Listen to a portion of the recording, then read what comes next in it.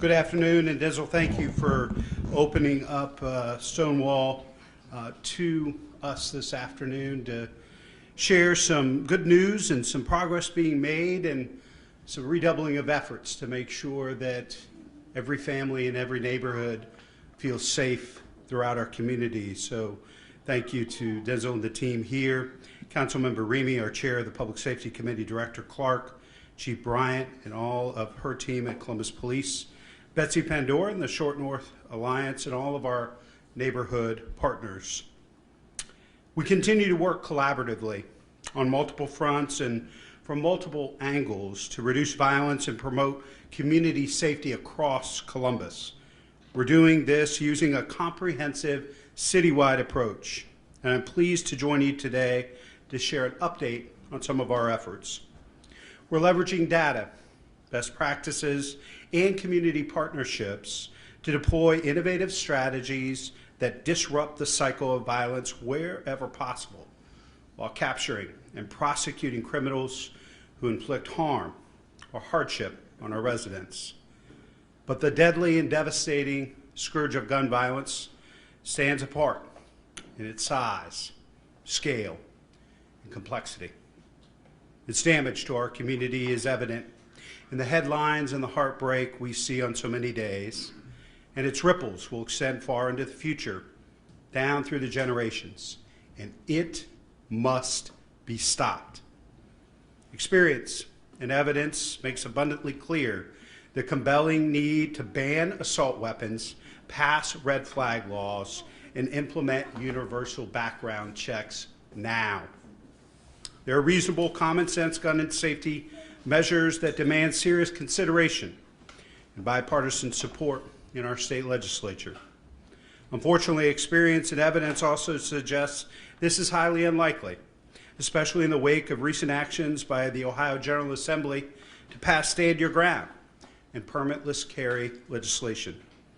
These unconscionable changes to our state's gun laws are a setback in every sense of the word and have no place in our sensible conversation regarding the safety of our officers and our residents.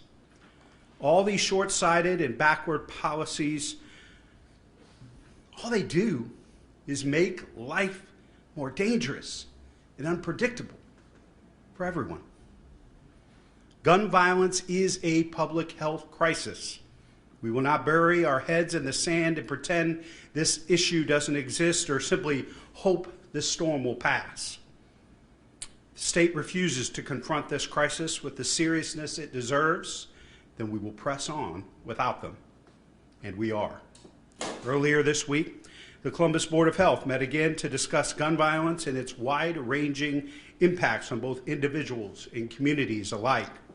We continue to partner with the DOJ, the ATF, and regional law enforcement agencies to catch the perpetrators of gun violence and strengthen penalties and prosecution. We're also partnering with dozens of local nonprofits and human service organizations to intervene wherever we can and dismantle the conditions that give rise to violence and instability. And we continue to engage with neighbors across the community to learn more about what they're seeing and experiencing and to craft new strategies that address their concerns and lay the foundation for a brighter future. Our approach is working. Homicides are down relative to the same time last year, and we're solving more cases more quickly. We're moving forward with a sense of urgency and purpose, but gun violence is not the only threat to community safety in Columbus. There are also the illegal and reckless operation of ATVs, dirt bikes, and motorcycles on city streets. To crack down on these criminals, we launched Operation Wheels Down to ramp up enforcement and intensify prosecution. At the same time, we continue to conduct Operation Unity, which brings together law enforcement and community partners in time-bound, geographically focused campaigns to reduce violent crime and connect residents to vital community resources. From tackling traffic violations and arresting fugitives and felons, to seizing a wide range of weapons, narcotics, cash, and other illegal assets. These operations have proven tremendously successful in promoting neighborhood safety while supporting residents afflicted by mental illness, homelessness, trauma, unemployment, addiction, and more. And then there's Operation Turn Up the Heat, which taps into the power of social media to help spread the word and catch suspects wanted for weapons, violations, arson, kidnapping, robbery, and murder. All of these programs are producing some very impressive results, and Chief Bryant will tell you more on that in just a moment. What's clear is that this isn't a one-size-fits-all approach. We're creating and deploying safety strategies that address the specific concerns of individual neighborhoods. This work is collaborative, and it's comprehensive. For example, we've heard from neighbors and business owners here in the Short North and taken their concerns to heart. They've helped us assess the effects of crime and public nuisance in this area and bring new solutions to the table. As a result, we're advancing 2 ordinances to Columbus City Council designed to address noise concerns and the dangerous late night activity that has recently occurred near mobile food vendors. The updated noise ordinance in particular aligns standards for residential and non-residential properties, grants to the directors of public safety and building and zoning services the authority to issue abatement orders, and to increase penalties for those previously found guilty of committing violations. Meanwhile, the updated mobile food vending ordinance modifies where food trucks can set up operations, reconstitutes the mobile food vending board, and adjusts late night evening hours during which these vendors can operate. And again, these ordinances represent recent examples and not the totality of our efforts. We're promoting safety, security, and law and order in all of our neighborhoods. I'm proud to have partnered with Columbus City Council to invest more than $7 million this summer in a series of neighborhood safety grants that support on-the-ground efforts all across the community. Upgraded street lighting, expanded youth programming, anti-violence initiatives, and more. These funds take our holistic safety strategy to the next level by providing dollars to groups and organizations doing some of the hardest and most valuable work in our neighborhoods. None of this work can be done by one entity alone. I'm happy to have City Council on the same page in our fight against violence in our city. It's my pleasure to introduce Councilmember Emmanuel Remy, Chair of the Public Safety Committee. Councilmember. Thank you. Good afternoon. Thank you, Mayor Ginther, and thank you, Chief Bryant, Betsy for being here, Director Clark, and Denzel for hosting. We appreciate the opportunity to reach out to all of you and talk a little bit more about this comprehensive effort that we're collaboratively working towards. It takes all of us. You sitting in the audience, it takes everyone up here on this stage, and certainly takes the commitment of the will of leaders to make the changes. I want to start off by sharing how proud I am to serve all of you as Columbus City Council and the chair of the Public Safety Committee. Columbus is a great city filled with limitless opportunities. Because of these opportunities, we have welcomed new residents from across the nation and around the world. We are growing by the day, which is amazing. Because of this growth, we have to operate like our larger city partners around the country and think more strategically and proactively about public safety. My colleagues and I are committed to working with residents, community leaders, nonprofit organizations, and partners around the nation to create a safer, healthier Columbus. I want to highlight some of the items we have been working on recently. Just last month, Council approved $500,000 to administer the Business District Safety Enhancement Program.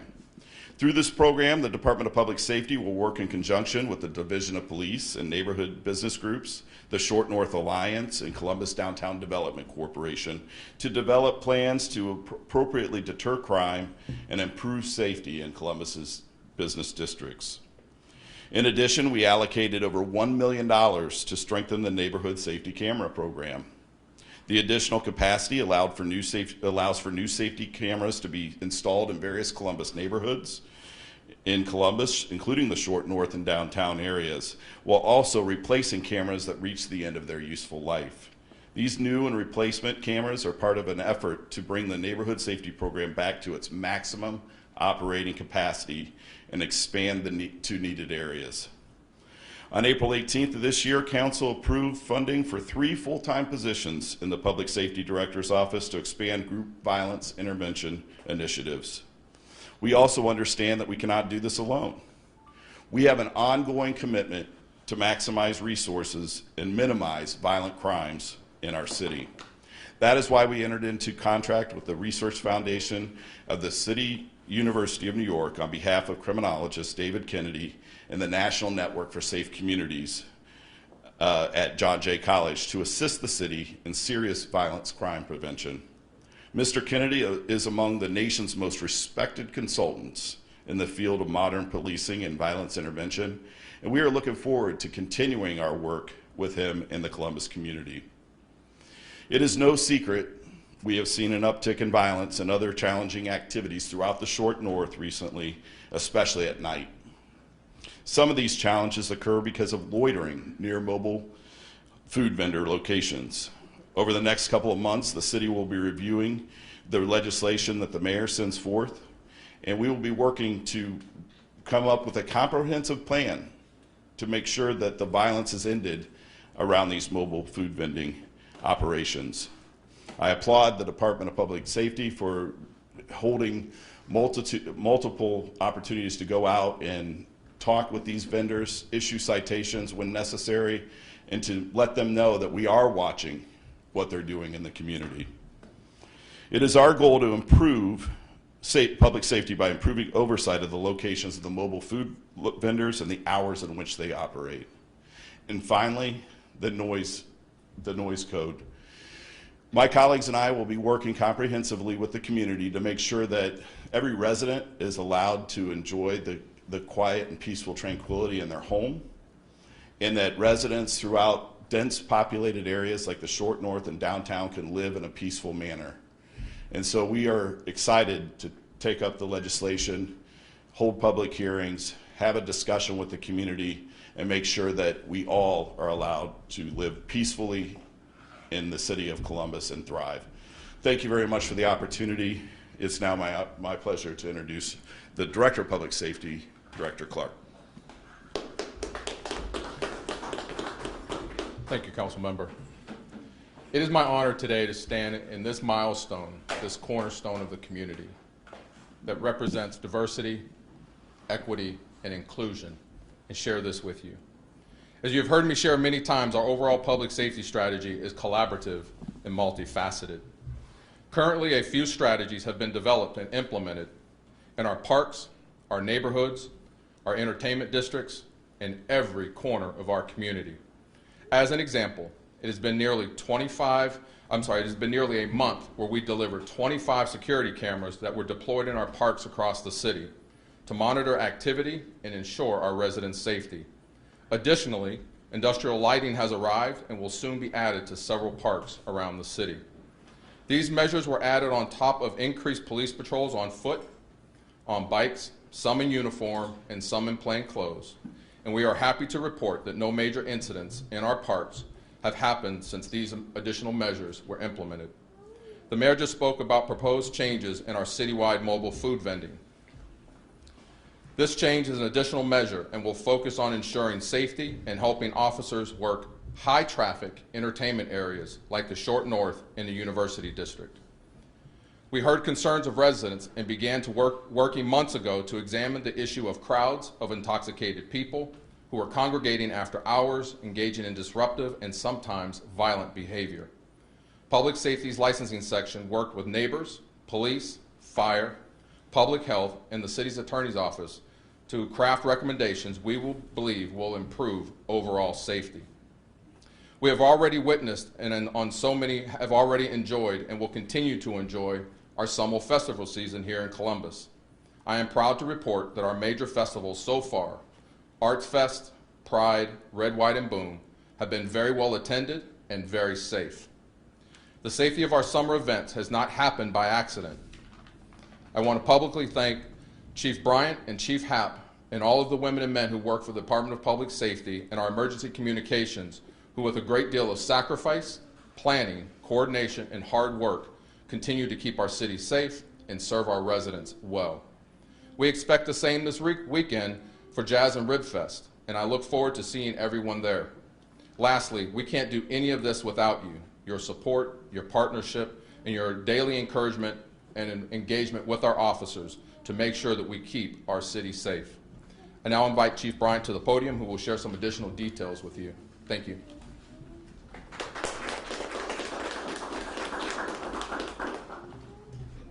Good afternoon. As the summer continues, we are proactively working to combat crime in our city. These efforts are producing results we are very proud of. Our efforts have led to getting violent criminals, illegal guns, and drugs out of our neighborhoods. Year to date, there have been 76 homicides. This time last year, there were 116. This is a reduction of about 35%. Our detectives have closed a total of 56 cases this year, 42 from this year and 14 from previous years. Our detectives continue to work tirelessly each and every day to bring closure to the victims and their families. While I am thankful for the work, we cannot do it alone. I would also like to thank the countless members of the community who have stepped up and provided our detectives with the information necessary to close these cases. Let it be known, if you commit a homicide in our city, we along with the community will not rest until our victims get justice. I would also like to highlight some of the proactive policing efforts we have initiated to tackle the violent crime occurring in our city. These efforts have led to removing more than 1,900 firearms this year alone off the streets of the city of Columbus. Directed patrols and the Safe Streets program have placed officers in high crime areas throughout the city for the past 7 weeks. These officers have made 113 felony arrests and recovered 54 firearms. They've also seized over 2,500 grams of illegal narcotics off of the streets.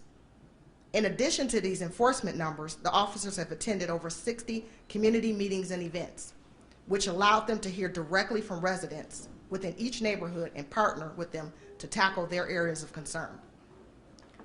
Through efforts of Operation Moonlight, our officers have engaged in over 25,000 positive contacts with our residents. We firmly believe this operation has been successful, as we've seen a significant decrease in the amount of crime committed in the parks and the surrounding areas. Most recently, we launched Operation Turn Up the Heat, which focused specifically on locating violent wanted felons. Violent crimes. So far, this operation resulted in 70 felony arrests and 8 firearms recovered. The community stepped up to help in this effort by calling Crime Stoppers or commenting on our social media with information that led to the arrest of these wanted felons. The operation will continue through our social media in the weeks to come. We've held 4 Operation Unities in the past year and plan to execute more very, very soon. In those 4 operations, we've made a combination of 82 felony arrests and recovered 49 illegal firearms. We've also heard from our residents regarding quality of life issues. To address these concerns, we've executed 2 Wheels Down operations, which crack down on illegal and dangerous dirt bikes and ATVs in our neighborhoods. These operations resulted in 33 people being arrested or summoned and 23 ATVs and dirt bikes being impounded. I want to make it clear, while we have some success throughout this year, our work does not and will not stop. We will continue to work tirelessly to ensure the safety of our residents, and we are grateful for our many partnerships we have developed within our community in efforts to make Columbus a safer place to live, work, and play. Thank you.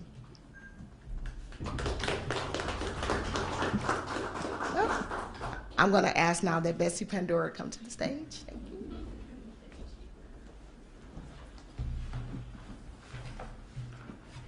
Well, thank you so very much, Mayor Ginther, Chief Bryant, Director Clark, and Councilmember Remy, along with the hundreds and hundreds of public servants, officers, and leaders working tirelessly to support safety, as you have heard, across the entire city of Columbus. And thank you for inviting me here today to share the perspectives of the Short North community and to provide an update on some of our collaborative work with the city of Columbus on safety partnerships. As an organization, the Short North Alliance helps to provide programs, services, and supports to the vibrant community of over 300 predominantly small businesses, the nearly 10,000 workers that they employ, the thousands of residents that call the Short North home, and the millions of annual visitors who come to the Short North every single year and who deeply love this community. I want to start by acknowledging the tragic loss of life that occurred in the Short North on Wednesday morning. This is the first death from gun violence in the Short North this summer, and hopefully the last. This shooting, and any shooting, is one shooting too many. But the loss of life to senseless gun violence is unthinkable. I, like many of you, woke up Wednesday morning with questions about the safety of our community. In looking at data and trends, the overall numbers of crimes committed in the Short North thus far for this summer are consistent with historic trends. The big difference is the frequency with which guns are involved in these crimes. Gun violence is a pervasive epidemic, one that requires action and collaboration from all of us who are invested in making our city and its neighborhoods safe places to live, work, and play. The Short North Alliance strongly opposes violence of any kind and believes that gun violence is a public health crisis. We remain deeply committed to playing an active role in safety and violence intervention initiatives alongside our city leaders, our health officials, and other community organizations. With funding from the City of Columbus and our own private business community, we've implemented 3 key initiatives this summer, with a 4th due to start later at the end of the summer. We've expanded our Short North Crime Interdiction program, we've been addressing pedestrian safety through a rideshare pilot, and we've implemented the Short North Good Neighbor Pledge program, and we'll be offering regular engagement with trained social workers in the community. I want to briefly share some key highlights and talk about what's next. First, the Short North Crime Interdiction program provides dedicated police officers who patrol the streets during high traffic times. They're here to help prevent violent crime and participate in the enforcement of safety issues such as reckless vehicle operations and other code violations. Since March, that team has recovered 14 firearms, made 18 arrests, and engaged in over 180 safety incident interventions. Last week, we launched a rideshare pilot that runs from 10 p.m. to 3 a.m. nightly in partnership with Uber and Lyft and the Central Ohio Transit Authority, where someone can request a ride within a geofenced area to be safe. While it's been in place for a week, during that first week in these pilot zones, the district experienced significantly fewer pedestrian safety incidents compared to previous weekends in these areas. More than 100 businesses in the Short North have adopted the Short North Good Neighbor Pledge to support safety and inclusion efforts, as well as to adhere to safe operating requirements. We are appreciative of their support and collaboration across our community and their commitment to being a good neighbor. And lastly, we look forward to partnerships to bring trained social workers to our community to help provide support to individuals who are experiencing a crisis, homelessness, and more. But we know that there is more work to do, and we alone cannot do it all. It is bigger than the Short North, and that is why we are so heartened to hear today's announcements from our city leaders. We continue to participate in critical conversations with city officials, stakeholders, residents, and visitors about safety, and we will implement additional solutions focused on reducing violence. We will continue to provide resources available through our website, including information on the latest safety programs and initiatives to reduce violence. And we will relentlessly continue to engage in deep discussions and seek actions around public policies to support the safety of all in our community. Thank you so much for being here. And now I'd like to bring up Lillian to speak.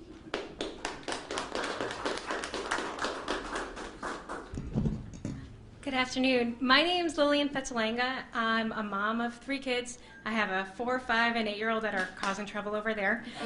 And we live in Westgate. I love my neighborhood so much. The main reason I love it is because we're so close to the rec center and for the parks. Our days are spent going from one class to another. We go to clay class, acting class, tennis class. We really do it all. To be honest, Columbus Parks and Recs programs are what keep us in Columbus all the time. It's truly a part of our daily lives. I do not know what we would do without those resources. I feel a strong sense of community when we're at the parks. Every time you go, people look out for you, and it's a really good feeling. I see Columbus police officers on bikes, in cruisers, I see the cameras all over, and it's a reminder that somebody there does have our backs. I'm grateful for our city leaders and the work that's gone into keeping all of our residents safe. I'm proud to call Columbus my home, and we look forward to enjoying our city for years to come. Thank you. And I'd like to call a job up to, thank you. Good afternoon, everybody. I appreciate this time in y'all's ears. I'm here with great news also. I am recently a recipient and run the Heart of Joe Foundation through the MBK program, which was a summer initiative that the mayor put together to be able to help bring down some of the violence in teen activity this summer. With that, we have decided to start a new program around showing youth how to create career pathways through video and music production. I myself am born and raised in Linden, was a foster kid in children's services, and I recently had to move to Los Angeles, California for 10 years to try and achieve my dreams. I came back to Columbus to be able to help build up youth that grew up in the same way that I did. And over the summer, I am here to be able to give news that we have successfully completed the program. As of tomorrow, our students have started to realize career pathways. Through this program, we are now giving them, cameras and music equipment instead of guns and nowhere to go. Through that time, we have spent multiple hours talking about goals, motivation, pathways and careers, ways to get to college, management, business aspirations, entrepreneurship, and I'm so thankful to be able to be around these youth and talk about, their dreams and their goals and learn from their perspective, what it is that they care about. And in that effort, I've been able to learn, 20 new youth that I'll be able to help mentor and guide as long as they allow me to, until they become parents and be able to come in this position, hopefully one day. As I'm moving forward, I would like to also say and thank you very much for allowing the extra effort, because sometimes you don't get somebody that really cares about what's going on in the neighborhoods and know that there's a certain age group and age gap. We were specific to 14 to 19 years old, where a lot of the violence is coming from, and I was really happy to be able to have the funding to be able to help them realize their dreams. They were able to eat good food, we had transportation, we went on field trips to film and production studios, music studios, and they were able to actually see with hands-on, ways that they can be able to change their own lives. Not everyone come from good backgrounds, and some either come from good backgrounds, don't always listen to their parents, and we're also there as an advocate to be able to help bridge those gaps. We also had a couple that was on probation, for committing crimes ahead of time and before they were able to come to us. And over that time, they have been able to say, I have got a chance to see a way that I can stop myself from being in trouble as I'm moving forward.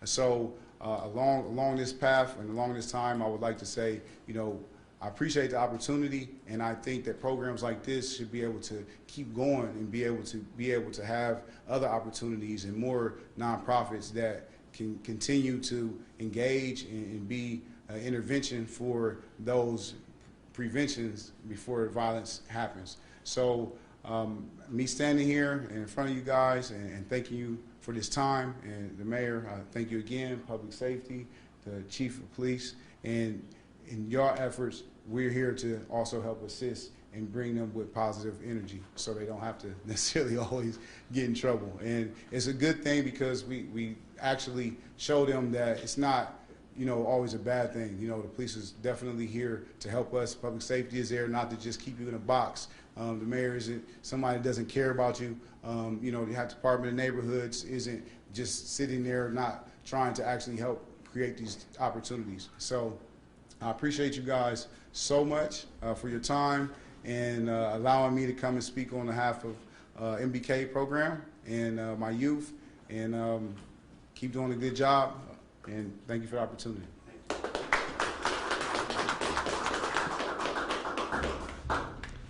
Joe, it's so great to be with you. We met for the first time, I think about 1.5 years ago, 2 years ago at a Linden Area Commission meeting, and just so grateful for you stepping up and so many others in the community to help our young people. I again want to acknowledge our officers and the public for stepping up and banding together to hold the perpetrators of violent crime and public nuisances accountable for their actions. I also want to thank our many partners, including Columbus City Council, the City Attorney's Office, the Franklin County Sheriff's Office, our neighboring jurisdictions, federal law enforcement, and so many others, for devoting their resources and expertise to this collaborative undertaking. U.S. Attorney Parker recently confirmed head of firearms of the ATF, Steve Dettelbach. So excited that we're going to have a federal partner in place to help us continue to reduce gun violence. My message to the community is simple. If you see something, say something.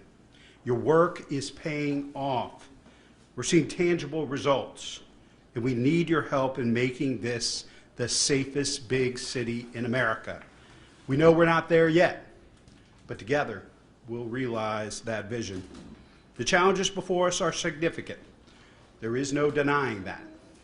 But by working together, we will make a meaningful difference, and we will lead the nation in how a city of our size can do what needs to be done to overcome these barriers and bypass whatever roadblocks the state or others place squarely in our path.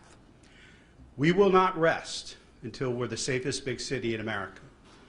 We know we're not there yet, but based on the statistics and data from the director and the chief, because of the incredible work of our officers, our continued investments, historic investments into new classes of police officers, restoring the reserve and auxiliary unit, lateral transfers, in addition to investments in community comprehensive safety strategies, we believe we will realize that vision together.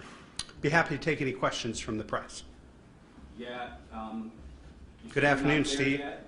When do you hope to be there? When do you hope to not have to have another press conference talking about the violence and what's going on? I mean, Well, we're going to continue talking about this regardless. This is our #1 priority as a city, public safety. And so we're going to continue to talk about what we're doing, what's working, what's not working, what we're trying differently based on data and evidence. One of the things the chief is going to be sharing here in the coming months is a reorganization of our department. We haven't really redeployed and looked at reorganization of our services for about 10 years. A lot has changed in 10 years. We want to make sure we have the right officers at the right time in the right places around the community, in addition to all the other investments and changes that we're making. We're going to continue to talk about this because this is our #1 priority, public safety. And my goal is for us to continue to make significant progress. I would love to see a 35% reduction in violence every year in this city until we do realize that goal of being the safest big city in America. But it's going to take all of us. And it's going to take investments in young people. It's going to take intervention, prevention, and ultimately investment in law enforcement as well. What do you have to say to some of those people who maybe are now nervous to come down, visit, eat, drink, shop in the short north after we've had several shootings and now a homicide in the entertainment district? Well, I would encourage them to, as Betsy said, those things can be scary, they can be intimidating, but when you look at the facts, when you look at the evidence, this is a very safe place. And we're going to do everything in our power to continue to invest in partnerships, having uniform officers, private security, others working together. I'll let Betsy speak a little bit more to what she thinks is an important message from the members of the Alliance. but it's a place that me and my family come to, as well as other neighborhoods throughout our city. And we think that the partnership between police, our public safety department, and private entities is what makes it so safe. Betsy, do you want to speak to that? Thank you so much, Mayor Ginther. And as the mayor said, the Short North really is an incredibly safe place that's so important to so many people. It is a wonderful, a vibrant community, and what we've been experiencing in a small way is in no way indicative of the entire experience that you have when you come to the Short North. Councilmember Remy, you announced some funding for neighborhoods like the Short North to do some violence prevention. Can you go into some of the specifics of what some of that funding will be used for? Well, we've worked closely with the Short North Alliance and downtown, this association downtown, and let them help design and implement in ways that they feel would be most effective, working with the Division of Police, working with their security, working with their businesses who are also committing to, in this effort to try to protect our business districts. And so we have worked, to provide the funding and kind of let them design to their own specifications what they need, because we know that not everybody's the same. Downtown doesn't operate exactly like Short North, and certainly up in the University District, those types of things. So, Betsy, do you want to speak any more to that? I mean, it kind of talks about the Good Neighbor pledge, and there, is there anything else that you'd like to add? Sure, I can. Yeah. Yeah, as I shared, so we've been collaborating with the City of Columbus and the Division of Police on leading the Short North Crime Interdiction program. And that program provides special duty officers working at key times when we've experienced violent crimes in the Short North to help serve as a prevention tactic. And they've had incredible success. As I shared, they've had 180 incidents just since March that they've been active. Last year, when we piloted that program, their work resulted in a 100% reduction in all violent crime involving a gun and a reduction in total violent crimes. So we think it's effective, but ultimately something like that is meaningful in the context of how we serve all the time. So it is so wonderful to hear the mayor allude to the announcement of a reorganization of some of the police resources and the way in which our police officers serve our community. And there are thousands and thousands and thousands of people that visit the Short North on a nightly basis. And we're a different area of the city than we were 10 years ago. And so seeing those resources distributed in a way that is responsive to the needs of the community is meaningful and necessary. But do you think something more or different needs to happen, given the fact we're sitting here just 36 hours after a homicide has happened? And we have talked about several shootings in the Short North District in the last month or two. Yeah, it's so important for these efforts to continue. And just because there's been successes in some efforts does not mean that we should stop. So I think it's important for us to continue the things that we're doing, and important for us to continue together in partnership and dialogue, just as the safety director said, to examine new, innovative, and different approaches together in collaboration with our community. The only thing I guess I would add is, as you know, Lacey, we've been in neighborhoods throughout this city. And this neighborhood is just as important, but no more important than any other neighborhood. And we're going to continue to invest in resources, prevention, intervention, and enforcement in neighborhoods throughout our city. Yes, Some of Steve. these programs were specifically just for the summer.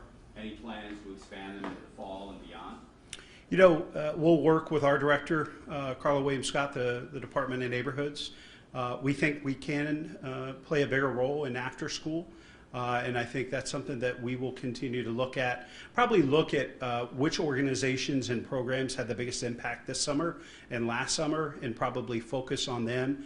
And maybe target particularly one of the hardest to serve groups. Joe spoke to this, is those pre-adolescents and teenagers.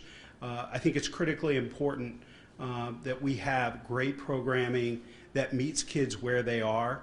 Our kids have faced a disproportionate negative impact and fallout from COVID. And so we got to make sure that whatever we're offering is relevant and is successful. Thanks, everybody. We'll stick around for anyone who wants.